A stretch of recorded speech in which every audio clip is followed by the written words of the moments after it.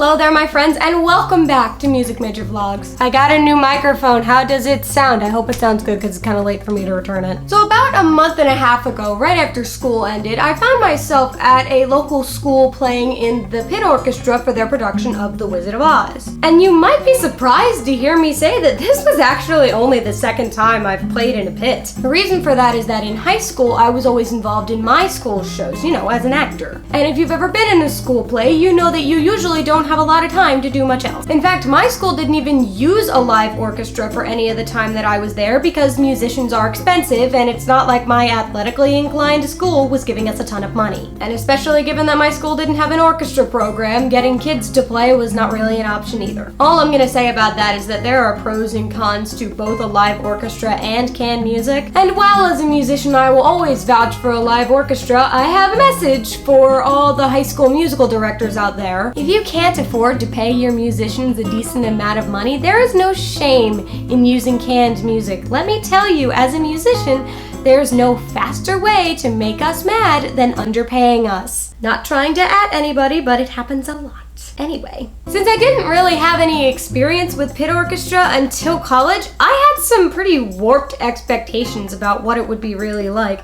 So without further ado, here are 5 things that surprised me about playing in pit orchestra. Number 1, the size. I don't know exactly how it works for Broadway, but having listened to a lot of different Broadway albums my entire life, there are a lot of times that you could be fooled into thinking it's a pretty good-sized orchestra. Well, let me be the first to tell you, if you don't like playing alone, this is not the gig for you. When I played Beauty and the Beast last spring, there were, I think, 10 musicians, and for The Wizard of Oz, we had 7. You get one person on a part, and that's it. There will not be more than you need. Which actually, I don't even think that was the part that surprised me so much as it was the absence of certain instruments. For both of those shows, there were only 2 brass players, me and 1 trumpet. There was no low brass, no trombone, no tuba. And while that can vary depending on the show, that's pretty common. And as far as woodwinds go, I hope you're flexible because there's usually only 2 or 3 woodwind books and they involve a lot of switching instruments, so I hope you can play all of the things. Number 2, everyone knows each other. You'd think I'd be used to this by now. One thing to know about the music community is that it is not that big and it gets smaller the older you get. Now, I'm from a musical family, so I might experience this more than some other people my age. Between me and my parents, I'm probably within 2 degrees of every band director in New Jersey. But nonetheless, I still found it surprising that even at my first gig with such a small group, there were no less than 3 familiar faces around me. The second time, I think there was only 1, but it was also surprising talking to the people I didn't know just how many mutual friends we had. One thing's for sure though, every gig is an opportunity to make new connections, so don't be afraid to give your contact info to other musicians. Number 3, there's not a lot of practice time. Unlike the actors who work on the show for months before they actually perform, musicians typically only rehearse during Tech Week. I'm pretty sure both of these gigs I was there for 3 rehearsals and 4 shows, so there's not a lot of time to get your ish together. Now, depending on the director and the circumstances in which you were hired, you may or may not get the book in advance. For Beauty and the Beast, I was in contact with the music director quite a while before the show, and I made sure I got that book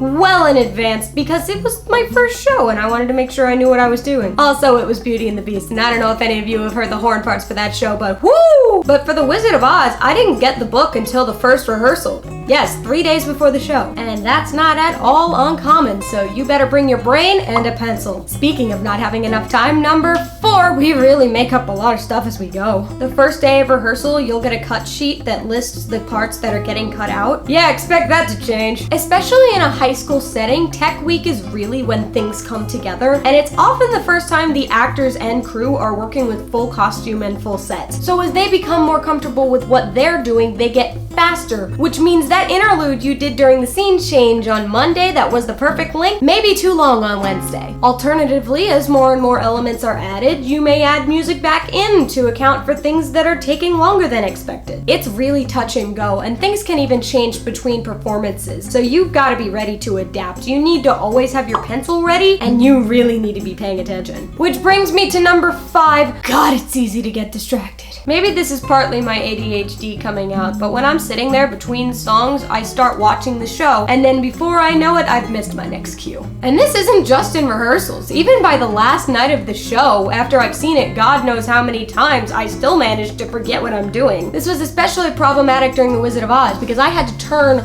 all the way around in my chair to see the stage. First of all, don't do that. And there's always that one actor you want to watch because they get so into it. In this case, it was the Wicked Witch because she was just so over the top and I really loved it. So shout out to that actress. You were really fun to watch. Who am I kidding? You're not watching. Maybe also for me, it has to do partly with the fact that I've been on the other side of it. I used to be that high school actress, so I know what goes into it and I know what makes a good performance and what doesn't. And it's kind of a human nature thing to judge other people, so maybe I should have focused on judging myself more on just how I was missing the same cues over and over. All in all though, I really like getting to play in a theater setting. I've always been a sucker for music that tells a story, like movie scores and show tunes. And having done a lot of acting, it's really fun to be able to stay involved with that activity even if I'm not on stage. Although I'm not gonna lie, it really does make me miss acting, but that's another topic for another day. Thank you guys so much for watching. If you enjoyed this video, make sure to give it a big thumbs up and subscribe for more from me. I'm definitely planning on doing more vlogging in the coming weeks. I'm also planning on vlogging my Disney trip in August, which has nothing to do with music, but I'm vlogging it anyway. You may also have seen my recent video where I sang the song Speechless from the new Aladdin remake. Great movie, by the way, I highly recommend. But I'm hoping to record more songs like that in the near future, partly because I have that microphone now and I'd like to use it. So yeah, a lot of exciting stuff coming up, so make sure to subscribe to see it all. And you can also follow me on Twitter and Instagram. The links are in the description down below. Thanks for watching. I'll see you real soon.